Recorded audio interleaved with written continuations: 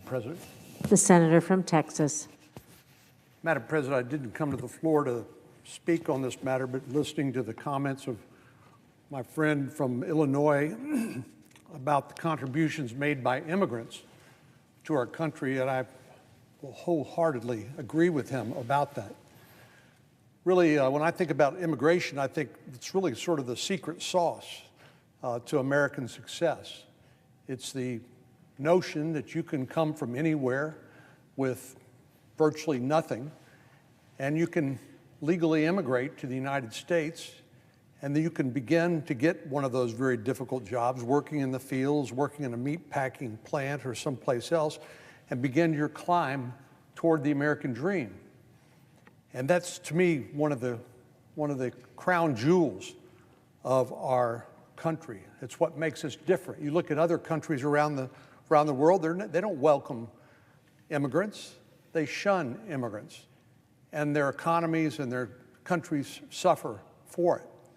So let me just say I agree with the senator from Illinois about the contribution of immigrants. And I listened very carefully as a border state senator. My state is 40% Hispanic. I'm sure from the senator from Nevada has a large Hispanic population. They are part of us. They are part of our great nation and make tremendous contributions. The Hispanics in my state are patriots. They volunteer in disproportionate numbers to serve in the military. They work at jobs that are very difficult. They're very tight-knit families. They're people of faith. They believe in hard work, and most fundamentally, they believe in the American dream.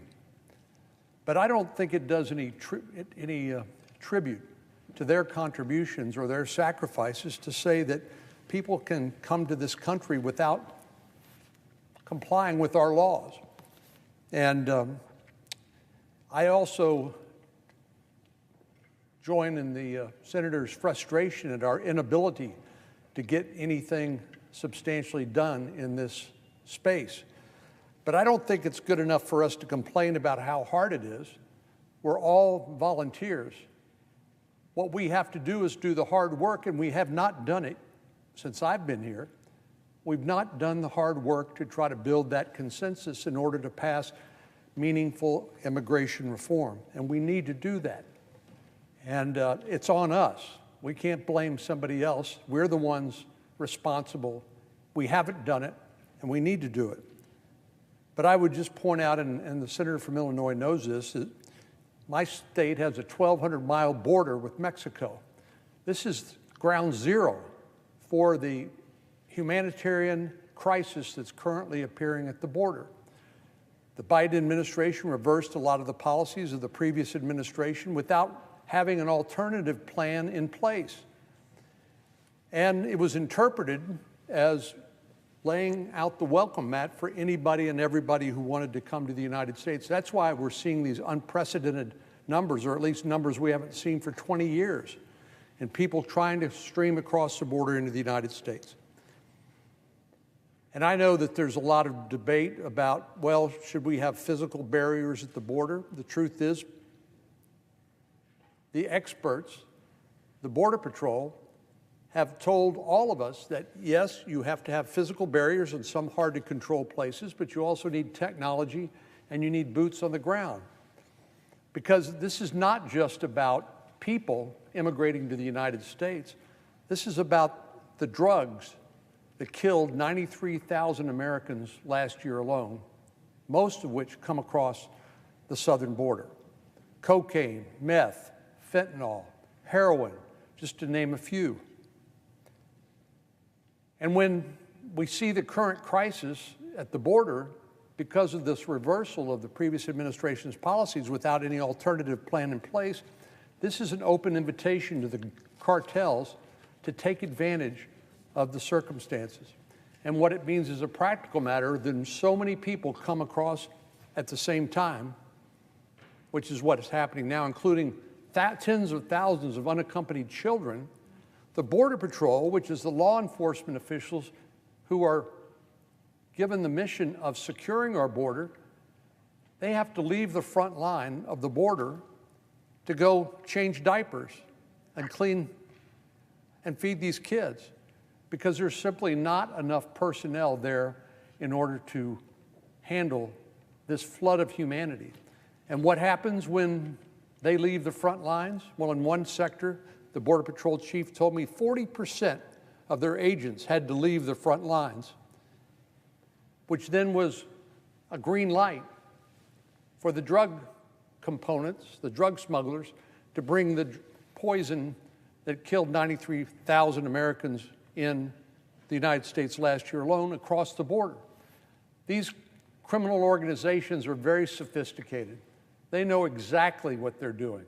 They know exactly how to exploit the vulnerabilities in our law, which is why they also have understood that if you flood tens of thousands, in 1 month alone, nearly 200,000 people across the border, that you're going to overwhelm the system.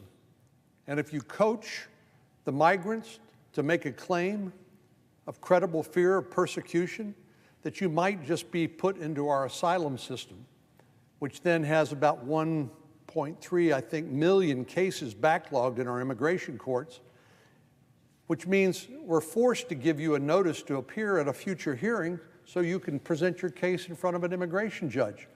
And maybe, just maybe, you can make your case. As a practical matter, only about 10% of the people who do appear in front of an immigration judge are able to meet the legal criteria for asylum.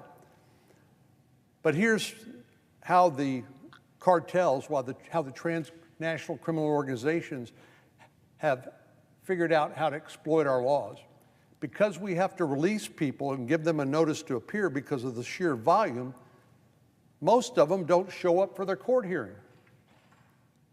So they've succeeded because of the gaps in our law, not because of a lack of a physical barrier along the border. They're turning themselves in to the Border Patrol and making this claim of asylum because they know that they will more than likely succeed in making their way into the United States. And I don't care how many times the Vice President goes to Central America or talks about root causes of illegal immigration. I don't care how many times that Director Mayorkas tells Cubans, don't come to America because of the danger of coming overseas into our country. These organizations are smart. They're whispering in the ear of these migrants. They're saying, if you will pay us enough money, we will get you to America. And these migrants watch TV. They watch cable TV. They take phone calls and get emails from their friends and relatives in the United States. They know that this statement that don't try to come to America is just completely inconsistent with what is happening on the ground. So I don't think it does us any good to complain about how hard our job is or how many times we failed to get the job done.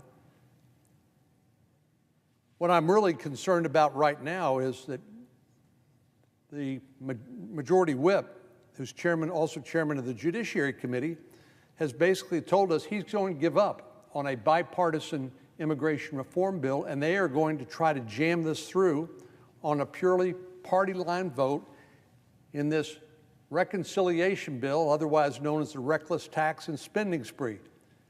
Now, I don't expect that the parliamentarian will allow them to do that under the rules of the Senate. This would completely circumvent the rules of the Senate, which require, on matters of substantive legislation, 60 votes to close off debate, the so-called filibuster rule.